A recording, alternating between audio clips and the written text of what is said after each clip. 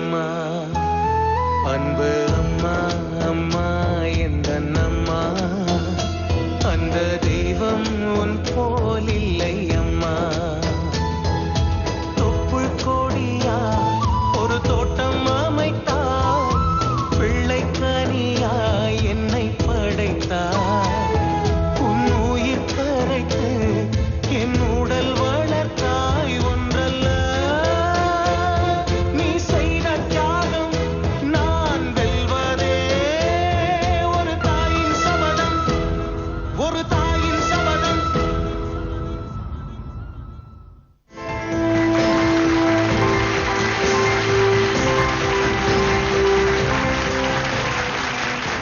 ஜீ தமிழ் தொலைக்காட்சியின் ஒரு தாயின் சபதம் நிகழ்ச்சிக்கு உங்களை வரவேற்பதில் மகிழ்ச்சி. பொதுவா எல்லா பெண்களுக்குமே ஒரு குழந்தைய பெற்றெடுத்து வளர்க்கறது அப்படின்றது ரொம்ப சந்தோஷமான ஒரு அனுபவம். அதனாலதான் திருமணமான பெண்கள் எல்லாருமே அந்த ஒரு அனுபவத்துக்காக கொஞ்சம் எதிர்பார்ப்போடையே இருப்பாங்க. ஆனா துரதிருஷ்டவசமா சில அம்மாக்களுக்கு அந்த அனுபவம் அவ்வளவு சுகமானதாக இல்லாமல் ஒரு பெரிய போராட்டமாகவே அமைஞ்சிருது. இருந்தாலும் அந்த தாய்மை கொடுக்கிற சக்தியை வச்சுக்கிட்டு அந்த போராட்டத்துல ஜெயிச்சு தன்னுடைய குழந்தைகளுக்கு ரொம்ப அழகான ஒரு வாழ்க்கையை அமைச்சு கொடுத்திருக்கிற அம்மாக்களை தான் இந்த நிகழ்ச்சியில நாம சந்திச்சுட்டு வரோம். அந்த வகையில இன்னைக்கு நாம சந்திக்க போகும் அன்பான அம்மா திருமதி நிஷா. அவங்கள சந்திக்கிறதுக்கு முன்னால இப்ப முதல்ல அவங்களுடைய மகனை நாம சந்திக்க போறோம். வாங்க திரு நவீன்.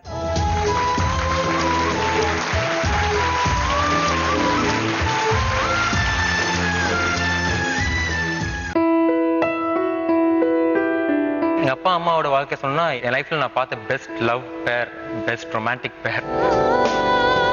அவங்களுடைய வாழ்க்கை அவங்க வாழல, எங்களுடைய வாழ்க்கை அவங்க வாழ்ந்துட்டு இருக்காங்க. பெற்றவங்களுக்கு பெருமையும் சிறுமையும் தேடி தருது. பெற்ற பிள்ளைங்களாம் அதை என் பையன் எனக்கு நிறைய கொடுத்துருக்கு. கண்டிப்பா சந்திக்கணும்னு நீங்க ஆசைப்படுற சில பேரை இங்க நாங்க அரங்கத்துக்கு வர வச்சிருக்கோம்.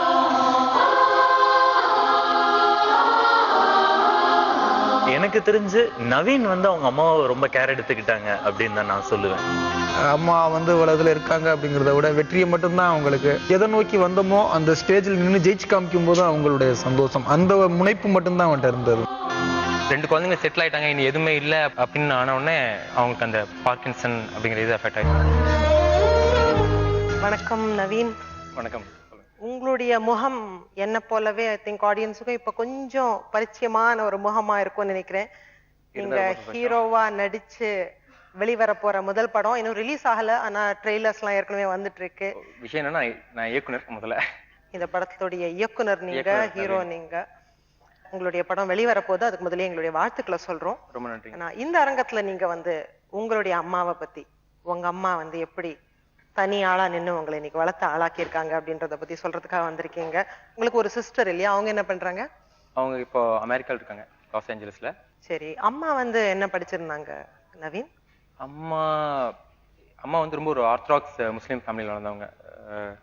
படிப்பு ஸ்கூல் அப்படிலாம் அனுப்பிச்சதில்ல. எனக்கு தெரிஞ்ச ஒரு 2nd 3rd 5th வரைக்கும் போயிருப்பாங்க நினைக்கிறேன். வீட்டுக்குள்ளேயே வளர்ந்த ஒரு பெண். எனக்கு தெரிஞ்ச எங்க அம்மா ஃபர்ஸ்ட் வெளி உலகத்தை பார்த்தது, சினிமா தியேட்டர் பார்த்தது, இதெல்லாம் எங்க அப்பா கல்யாணம் பண்ணதுக்கு அப்புறம் தான். சோ அப்பாவோட திருமண வாழ்க்கை எப்படி இருந்தது? நல்லா இருந்ததா இருந்த வரைக்கும்? அவங்களுடைய வாழ்க்கையோட ரொம்ப கோல்டன் பீரியட், சொர்க்கம் அப்படின்னா எங்க அப்பாவோட இருந்த அந்த ஒரு 12-13 வருஷம் தான். அப்பா 92ல இறந்துட்டாரு. 1992ல நான் 6th படிக்கும் போது இறந்துட்டாரு. எங்க அப்பா அம்மாவோட வாழ்க்கை சொன்னா என்ன பொறுத்த வரைக்கும் என் லைஃப்ல நான் பார்த்த பெஸ்ட் லவ் பேர், பெஸ்ட் ரொமான்டிக் பேர். அவ்வளோ ஒரு அந்யோன்யமான அப்படி ஒரு காதல் இருக்கும். நான் அந்த விவரம் தெரியாத வயசுலயே எனக்கு தெரியும் அது. ஏன்னா அவங்க 2 பேரும் மூஞ்சி சிலும்பி ஒரு சின்ன சண்டை எதுவுமே நான் பார்த்ததில்லை. அவ்வளோ ஒரு அந்யோன்யமான ஒருத்தருக்கு ஒருத்தர் உயிரை கொடுக்கக்கூடிய அளவுக்கு ஒரு லவ் இருந்துச்சு அவங்களுக்குள்ள. என்ன பத்தி எங்க அம்மா 1992க்கு அப்புறம் அவங்களுடைய வாழ்க்கையை வாழல. அவங்க என்னுடைய வாழ்க்கையும் எங்க அக்காவுடைய வாழ்க்கையும் வாழ்ந்துருக்காங்க. ஏன்னா அவங்களுடைய வாழ்க்கை அங்கேயே முடிஞ்சு அப்படின்னு தான். அவங்களுக்கு இந்த வாழ்க்கையில எந்த பட்டுதல் எதுவுமே இல்லை. எங்க அப்பா ஏதோ சொல்லி போகும்போது என் குழந்தைங்களை பார்த்துக்கதா அவங்க நல்லா படிக்க வச்சிரு அப்படின்னு சொல்லிட்டு போனதுனால அவரால் இந்த உயிரை பிடிச்சிருக்காங்கன்னு நினைக்கிறேன். அதே மாதிரி எங்க அக்கா எம்எஸ்சி எம்ஃபில் முடிச்சா, நானும் படிச்சு முடிச்சுட்டு டெல்லிக்கு போயிட்டு வந்தேன். எல்லாம் 2 குழந்தைங்க செட்டில் பண்ணியாச்சு அப்படின்னு எங்க அம்மா நினைச்ச உடனே எங்க அம்மாவுக்கு பார்க்கின்சன் வந்துருச்சு. அவங்க தான் இது அவங்களுடைய வாழ்க்கை அவங்க வாழல, எங்களுடைய வாழ்க்கை அவங்க வாழ்ந்துட்டு இருக்காங்க. எங்களுக்காக வாழ்ந்துருக்காங்க, எங்களை வளர வச்சிருக்காங்க. சோ இப்ப அப்பா இருந்த வரைக்கும் அம்மா எந்த வேலைக்கும் போகல, ஹவுஸ் ஒய்ஃப் தான் இல்லையா? சோ அப்பா இருந்த போது வீட்டுல பொருளாதார சூழ்நிலை எப்படி இருந்தது? அப்பா இருக்கும்போது ரொம்ப நல்ல ஒரு வாழ்க்கை. நாங்க Tamil Nadu news prints and papers limited அப்படின்ட்டு ஒரு பெரிய பேப்பர் ஃபேக்டரியில் அப்பா ஒரு நல்ல ஜாப்ல இருந்தாரு. ஒரு நல்ல படிப்பு, நல்ல ஒரு டிஎன்பி காலனியில் ஒரு ஒரு சூழல், நல்ல இடத்துல நல்லபடியாக ஒரு நல்ல வாழ்க்கை வாழ்ந்துட்டு இருந்தோம். அப்பா இறந்ததுக்கு அப்புறம் ரொம்ப கம்மி சர்வீஸ். பென்ஷன் பார்த்தீங்கன்னா 800 ரூபாய் தான் அப்போ. அப்பா 32 வயசு அப்பா இறந்துட்டாரு. பென்ஷன் ஒரு 850 ரூபா வந்துச்சு. அப்பா இறந்து போனப்போ வந்த காசை வச்சு எனக்கு தெரிஞ்ச ஒரு மந்த்லி இன்கம் வந்து எங்களுக்கு அப்பா இறந்ததுக்கு அப்புறம் என்னவா இருக்குன்னா ஒரு 1800 ருபீஸ், ஒரு 1800 ரூபாய் 2000 ரூபாய் இருக்கும், அவ்வளவுதான் இருக்கும். இந்த சமூகத்தை எப்படி எதிர்கொள்றது, தனியா எதிர்கொள்றதுங்கிற எந்த ஒரு பயிற்சியும் இல்லாத ஒரு சூழல்னு வந்தவங்க எங்க அம்மா.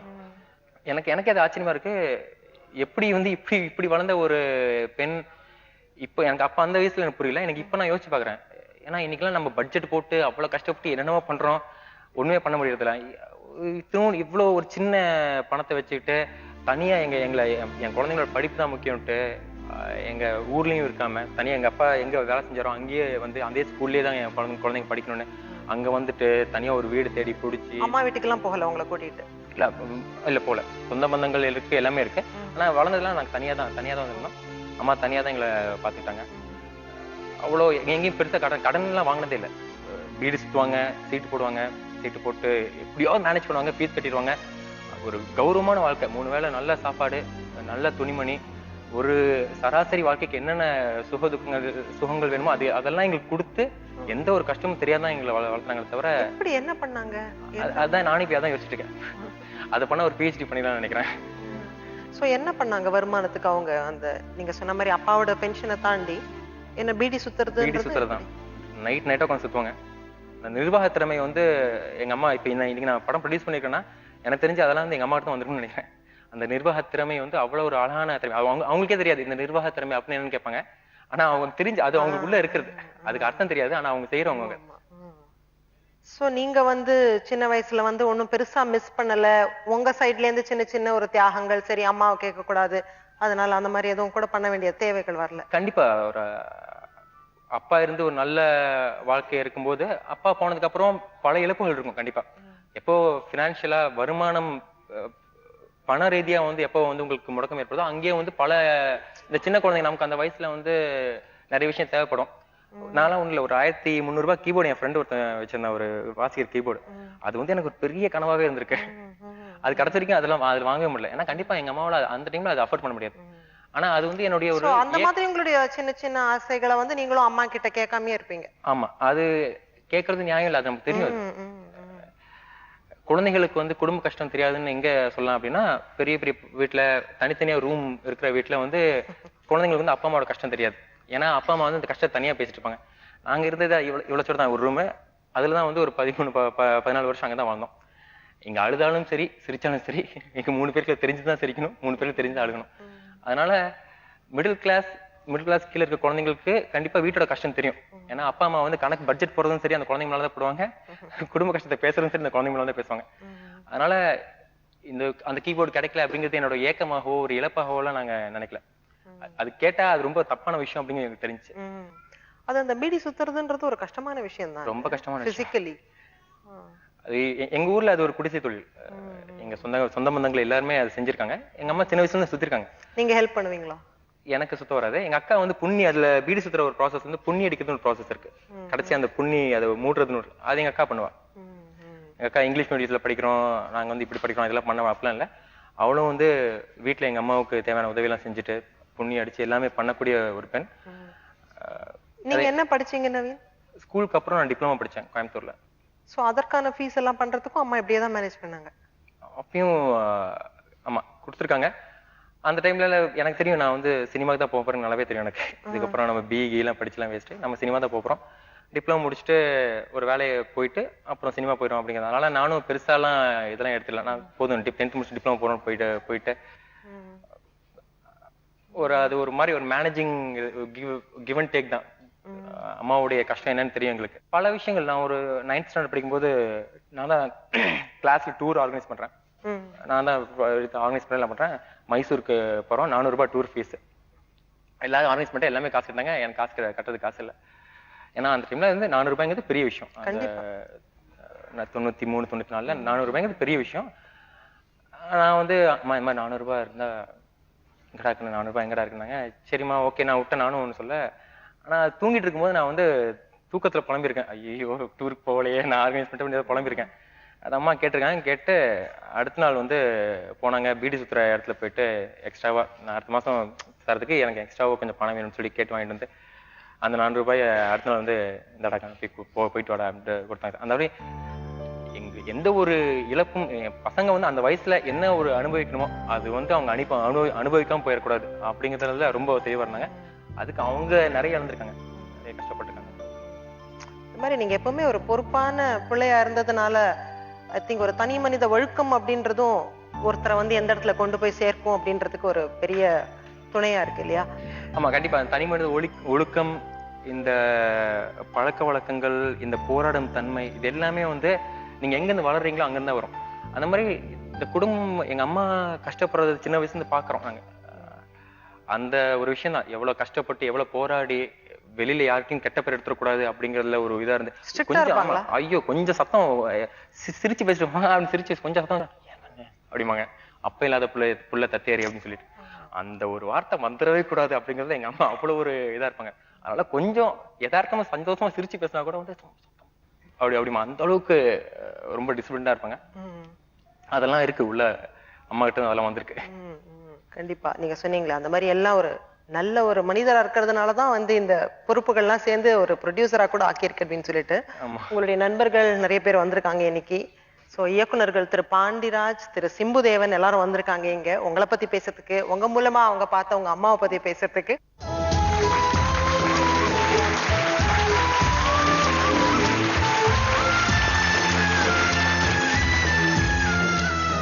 உங்களுக்கு கிட்ட இவர் பேசியிருக்காரா அவருடைய அம்மாவை பத்தி, அந்த மாதிரி விஷயங்கள்லாம் உங்களுக்கு தெரியுமா? நவீன் வந்து ஒரு உதவி இயக்குனரா வந்து அந்த ஒரு பழக்கம். ஸோ எப்பயுமே வந்து என்னன்னா ஒரு அசிஸ்டன்ட் டைரக்டர் கிட்ட பேசும்போது ஒரு சின்ன ரிலாக்ஸேஷன் பண்ணும்போது வந்து அவங்க ஃபேமிலியை பத்தி பேச்சு வரும், அல்லது அவங்க சொல்ற ஏதாவது ஒரு காரணங்கள் இருக்கும்ல, லீவு கேட்கறதுக்கு சொல்ற காரணங்கள் ஏதாவது ஒண்ணு, வீட்டை பத்தி எனக்கு டோட்டல் ஃபேமிலி என்னை நம்பி தான் இருக்கு அப்படிங்கிற ரேஞ்சில் ஆரம்பிச்சு அவங்க ஏதாவது ஒரு ஸோ இப்படி நம்ம ஒரு பேச்சு வரும்போது நவீன் வந்து நிறைய அம்மாவை பத்தி சிஸ்டரை பத்தி சொல்லியிருக்காப்ல. அது வந்து எந்த இடத்துலும் வந்து ஒரு பொறுப்பற்ற தனமா இல்லை, எல்லாமே ரொம்ப சீரியஸா அம்மா என்ன பண்ணாங்கன்னு. எனக்கு ஒவ்வொரு ஸ்டேஜுமே அவங்க கடைசியா வந்து அவங்க வீடு கட்டும் போது வந்து இப்ப அவங்க சிஸ்டரும் நவீனும் சேர்ந்து அம்மாவுக்கு ஒரு வீடு கட்டி அங்க போய் செட்டில் ஆயிருக்க வரைக்கும் ஒவ்வொரு ஸ்டேஜ்லயும் அம்மாவை பத்தி வேற வேற மனநிலையில சொல்லியிருக்காப்ல. கரெக்டா சொல்லணும் அப்படின்னா வந்து எனக்கு தெரிஞ்சு நவீன் வந்து அவங்க அம்மாவை ரொம்ப கேர் எடுத்துக்கிட்டாங்க அப்படின்னு தான் நான் சொல்லுவேன். பாண்டியராஜ் சார், உங்களுக்கு அவர் ஏதாவது பேசியிருக்காரா இந்த மாதிரி விஷயங்கள்? பேசுவாப்ல. அம்மா, அக்கா, அவங்க அக்கா வீட்டுக்காரரு, உங்க 3 பேரையும் அதிகமா பேசுவாப்ல.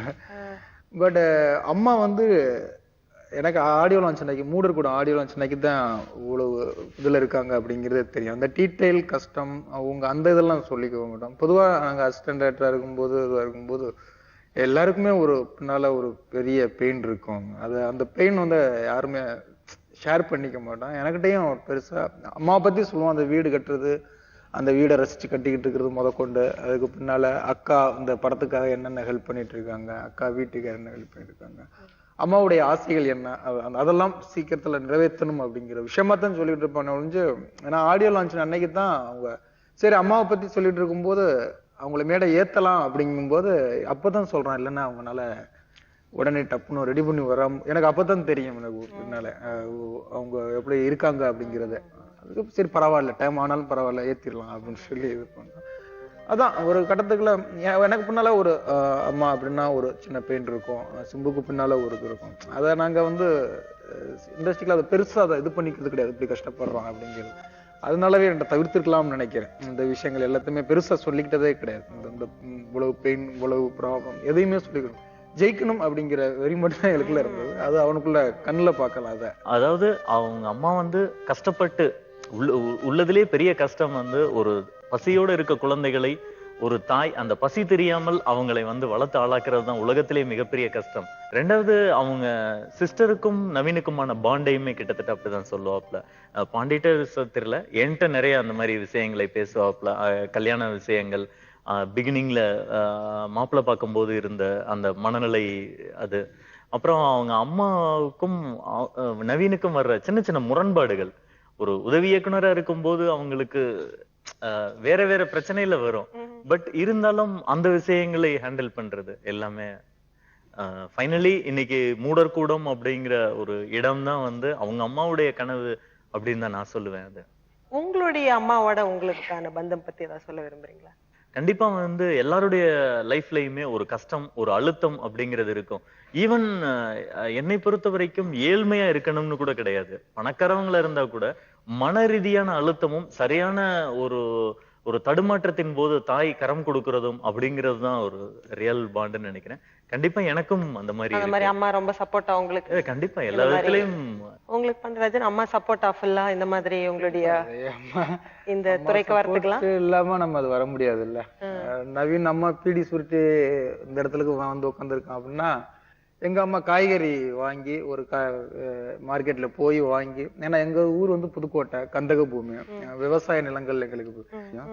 சோ வந்து குடும்பம் ரன் பண்ணணும் அப்படிங்கும் போது போய் பக்கத்து மார்க்கெட்ல ஊர்ல போய் காய்கறிகள் வாங்கிட்டு வந்து அதை தலையிலேயே வச்சு தூக்கிட்டு என்னையும் கூட தூக்கிட்டு போவாங்க. ஒரு வெண்டைக்காய் மூட்டையை தூக்கி அந்த தள்ள வச்சிருவாங்க. அதை இறக்கி பார்க்கும்போது அது வெண்டைக்காய் மாதிரி இருக்காது.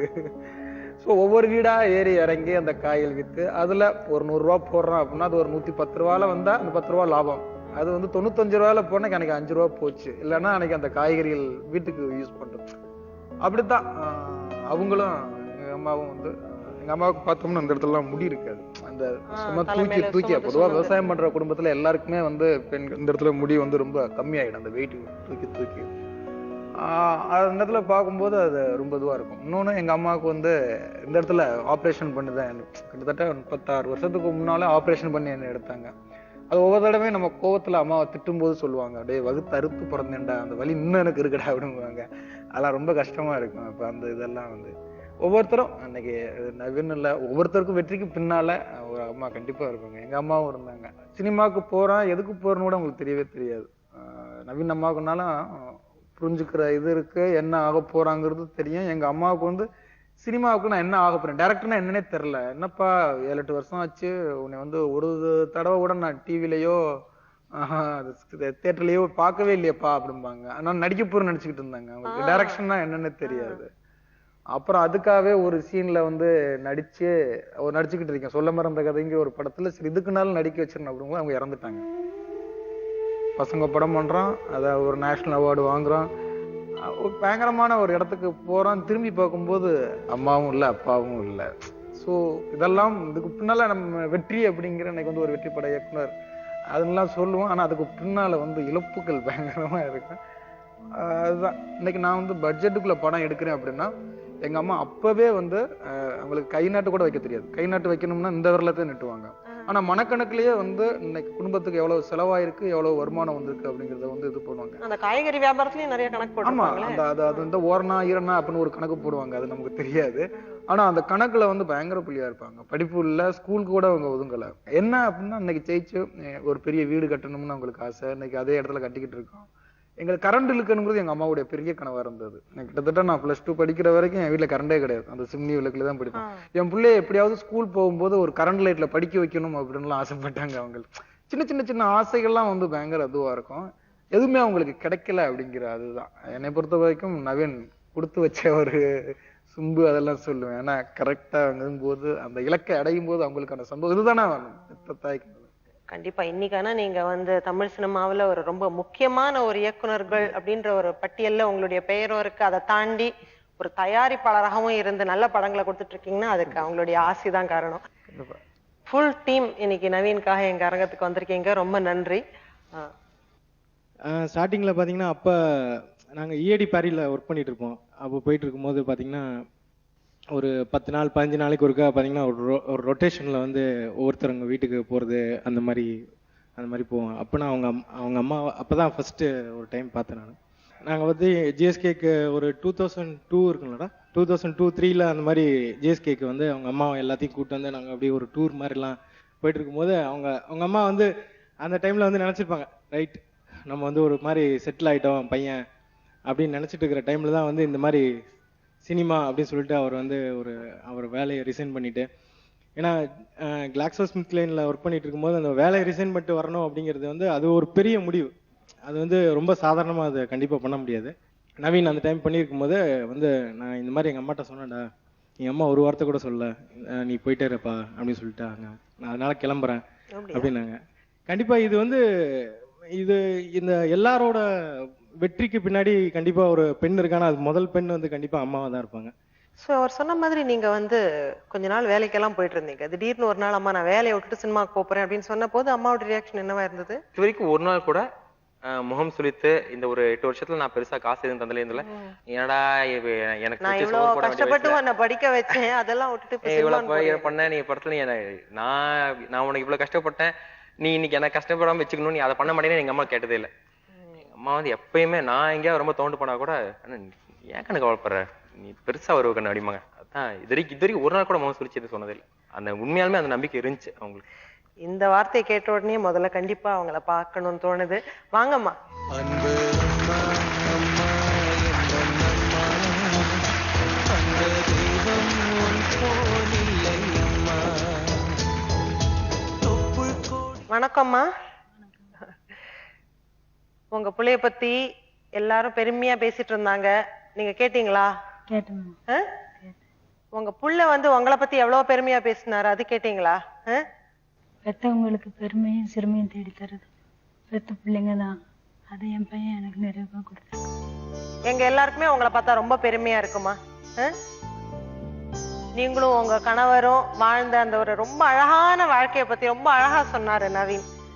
அந்த மாதிரி வாழ்ந்தவங்க இன்னைக்கு பிள்ளைங்களுக்காகவே வாழ்ந்து அவங்களுக்கு இவ்வளவு அழகான ஒரு வாழ்க்கைய அமைச்சு கொடுத்துருக்கீங்க. உங்களை பார்க்கும்போது எங்களுக்கு ரொம்ப பெருமையா இருக்கு, ரொம்ப சந்தோஷமா இருக்கு. ரொம்ப நன்றி நீங்க வந்ததுக்கு. இப்போ உங்க முன்னால முதல்ல திரு பாண்டியராஜ் அவர்கள் கிட்ட கேட்கலாம். ஒரு முதல் படம் இயக்கியிருக்காரு திரு நவீன், அந்த படத்தை நீங்க வாங்கியிருக்கீங்க.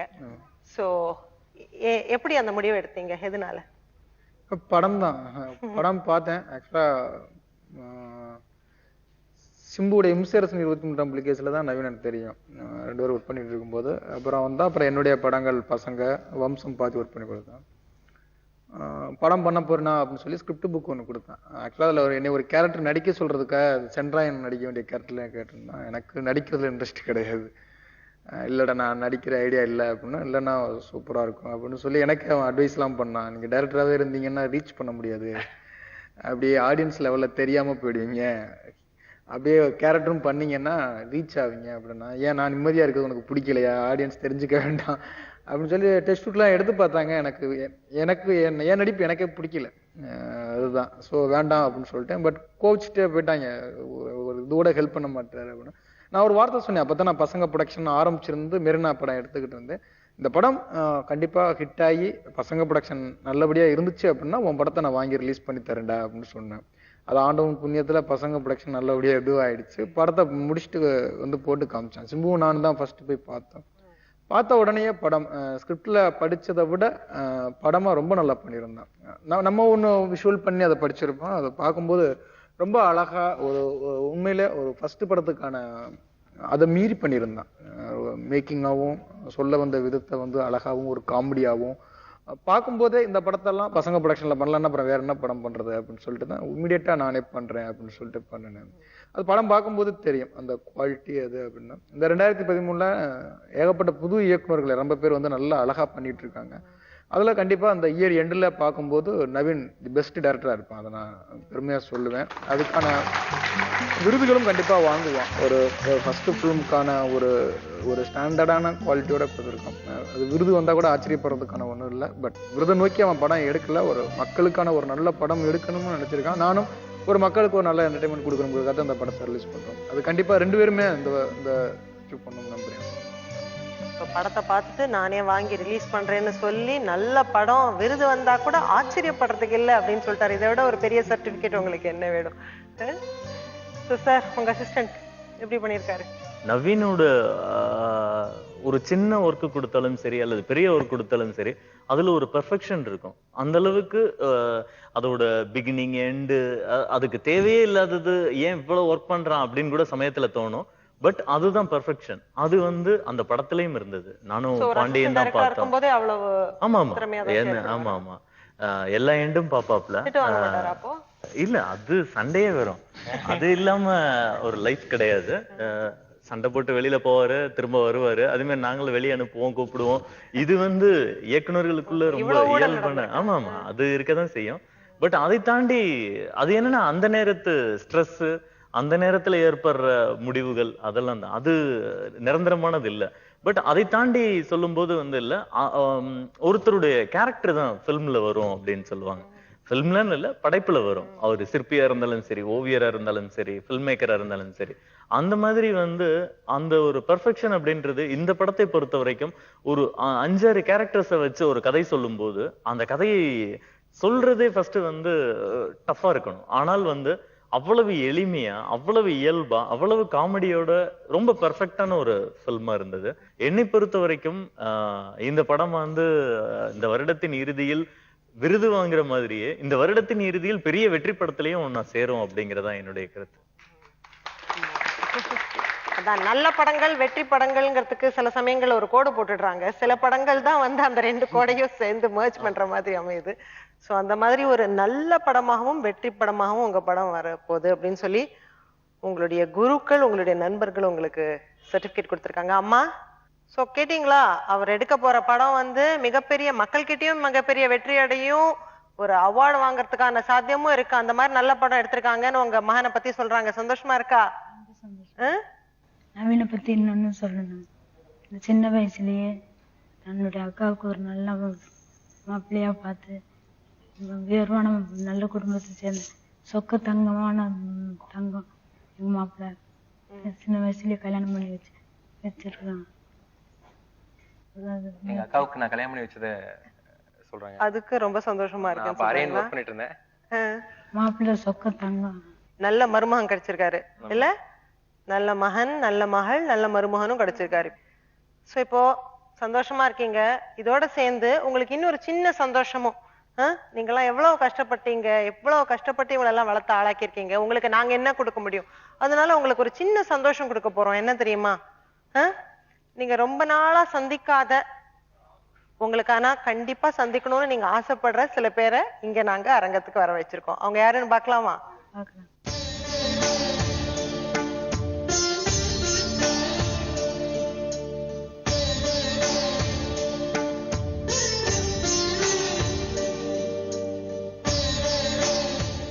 நவீன், உங்களுக்கு ஏதாவது சொல்ல விரும்புறீங்களா? அப்பா அம்மா ஸ்தானத்துல வந்து அதுக்கு அடுத்தது குரு ஸ்தானம் அப்படிம்பாங்க. நான் 2 படத்துல இவங்க 2 பேர்கிட்ட கத்துட்டு தான் பெரிய விஷயம். நான் நடராஜர்கிட்ட சொன்னேன் அன்னைக்கு ஃபர்ஸ்ட் ஏம் ஸ்டுடியோவில் 2 பேரும் படம் பார்க்க வந்தாங்க. நான் சொன்னேன், நண்பா இந்த ரிலீஸ்லாம் நமக்கு எதுவுமே இல்லடா, இன்னைக்கு காமி இதுதான் ரிசல்ட், இன்னைக்கு வெளில வரும்போது என்ன வருதோ அதான் நமக்கு ரிசல்ட், அதனால வச்சுக்கோ அப்படின்னு சொல்லிட்டு அந்த அப்படி வெளில படத்தை போட்டுட்டு ஃபர்ஸ்ட் ஹாஃப்ல வந்து அப்படியே வெளில வர முடிக்கும் போதே ஒரு மாதிரி ஆங்ஷியஸாக தான் நின்று இருந்தோம். செகண்ட் ஹாஃப் முடிச்சதுக்கப்புறம் 2 பேரும் ஒரு மணி நேரம் பேசினாங்க. அப்பதான் ஒரு மூச்சே வந்துச்சு, ஒரு படம் பண்ணிட்டோம், ஏதோ பண்ணியிருக்கோம் அப்படிங்கிற நம்பிக்கை வந்து என்னுடைய 2 இயக்குநர்களும் சொன்னதுக்கு அப்புறம் தான் முடிஞ்சு. அதான் என்னுடைய பெரிய பரீட்சை, என்னுடைய பெரிய அந்த ஃபர்ஸ்ட் டே ரிசல்ட்னு பார்ப்பாங்க, அந்த ரிசல்ட் வந்து நான் அங்கதான் பாக்குறேன். கண்டிப்பா கண்டிப்பா. ரொம்ப நன்றி உங்க 2 பேருக்கும். நிறைய மேடைகள் இருக்கு, நிறைய மேடைகள்ல நம்ம படத்தை பத்தி பேச போறோம். இருந்தாலும் இந்த மேடையில, இந்த அரங்கத்துல நீங்க வரணும் அப்படின்னு நாங்க நினைச்சோம். ஏன்னா இந்த அம்மாவுக்கு வந்து இந்த வார்த்தைகளை உங்ககிட்ட இருந்து நேரடியா கேட்கிற சந்தோஷம் ஒரு பெரிய சந்தோஷமா இருக்கும். அதனால இந்த மேடைக்கு நீங்க வரணும்னு நாங்க நினைச்சோம். நீங்க 2 பேரும் வந்ததுக்கு ரொம்ப ரொம்ப சந்தோஷம். நன்றி.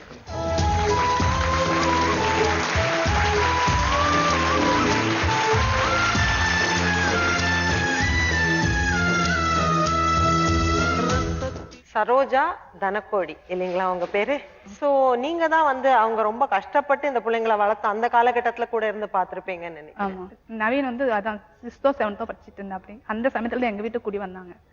அவங்க வாரத்துல ஒரு நாள் பரமத்தி போய் அந்த பீடி இலை எடுத்துட்டு வந்து தண்ணியில டிப் பண்ணி அதுக்கு ஒரு தகடு மாதிரி வச்சிருப்பாங்க, அதெல்லாம் கட் பண்ணி அதை சுத்தி சுத்தி போட்டு அதுக்கப்புறம் அந்த தூளை வச்சு அதுல போட்டு மடக்கி அதை ஒரு 30-20 பீடியா கட்டி கட்டி வாரம் ஒரு முறை பரமத்தி அப்போ வந்து அந்த மாதிரி கொண்டு போய் அங்க கொடுத்துட்டு வந்து ரொம்ப கஷ்டப்பட்டு படிக்கலாம் செய்வாங்க. அவங்க விடிய விடிய செய்வாங்க. நாங்களாம் செஞ்சு பார்ப்போம், எங்களுக்கு செய்யவே வராது. எங்களுக்கு வேகமா ரொம்ப அந்த இதுக்குள்ள கண்டிப்பா முடிச்சு ஆகணுங்கிறத வேக வேகமா செய்வாங்க. இவங்க வந்து திருமணம் வரைக்கும் வெளியிலயே எங்கேயும் போகாம இருந்தவங்க. திருமணத்துக்கு அப்புறமும் கணவரோட மட்டுமே தான் போய் இல்லைங்க, வந்தவங்க. அவங்க ரொம்ப அதுக்கப்புறம் அந்யோன்யமா வந்து வெளி வாழ்ந்திருக்காங்க. உலகத்தை வந்து தான் ஒற்றை ஆளா சமாளிக்கணும்னா அது ஒரு பெரிய ஒரு இதுதான். சொல்லுவாங்க அவங்க ஹஸ்பண்ட் கூட ரொம்ப அந்யோன்யமா இருந்திருக்காங்க. எங்கிட்ட சொல்லும்போது எங்களுக்கு ரொம்ப கஷ்டமா இருக்குங்க.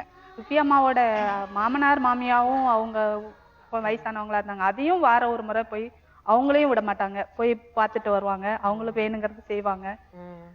ரொம்ப அவங்க ஃபேமிலியும் அவர் இறந்து போயிட்டா கூட அவங்க ஃபேமிலி விட்டு தரல, அவங்க சொந்த வேணும்னு போய் எல்லாருமே வர போக இருந்தாங்க. எல்லாம் அவங்க ரிலேஷன்ஸ் எல்லாம் வருவாங்க. அவங்க தங்கையில இவங்க தான் மூத்த பொண்ணுங்க, அதனால அவங்க வீட்டுக்கார் மூத்த, அதனால எல்லாருமே வர போகிறோம், எல்லாருமே வருவாங்க அவங்க வீட்டுக்கு.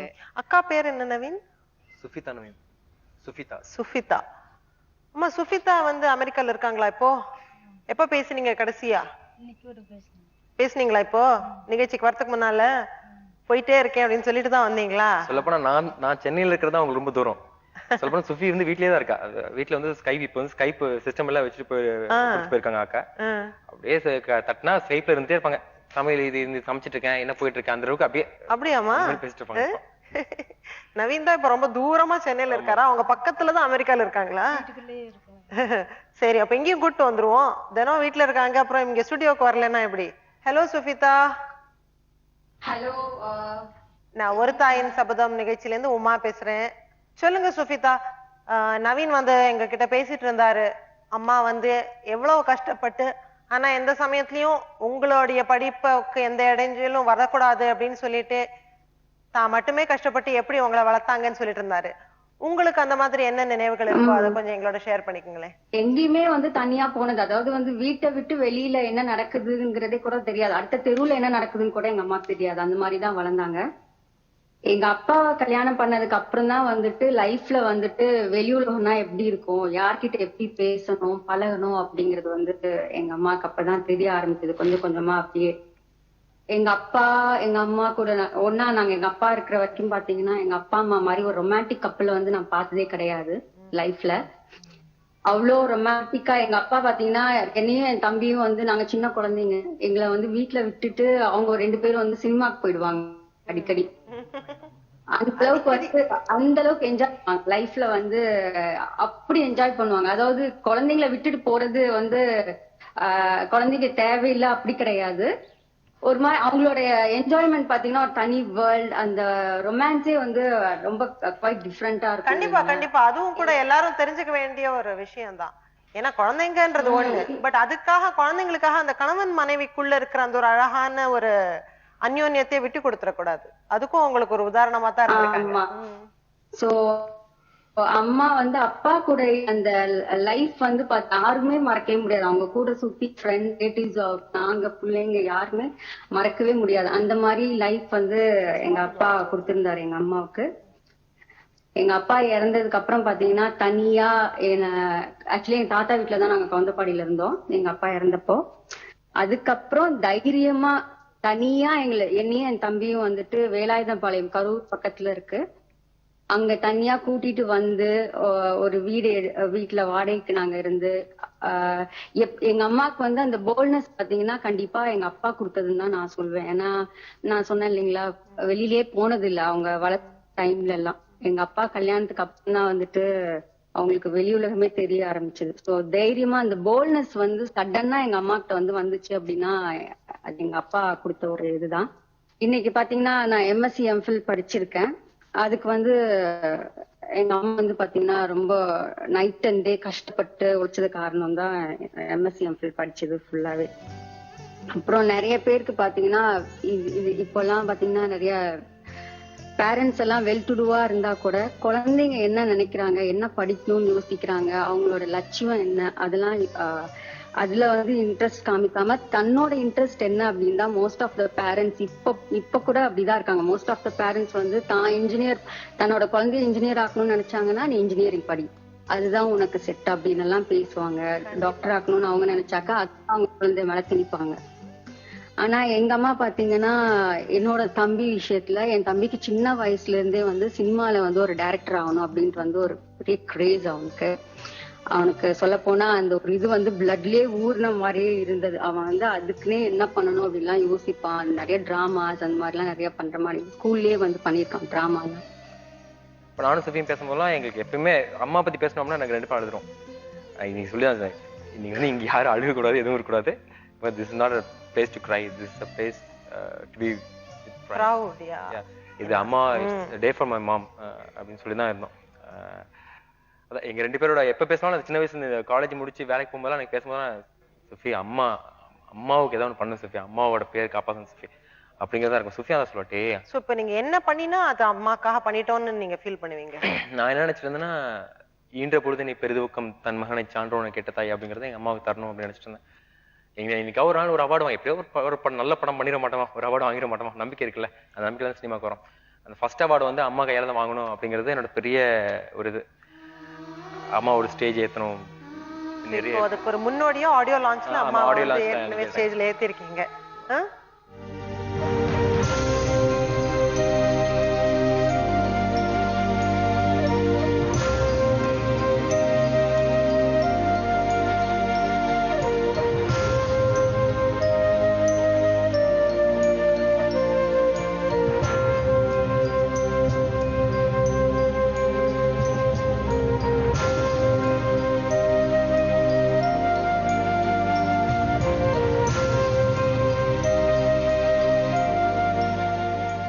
அம்மா அழகான பிள்ளைங்களை வளர்த்திருக்கீங்கம்மா.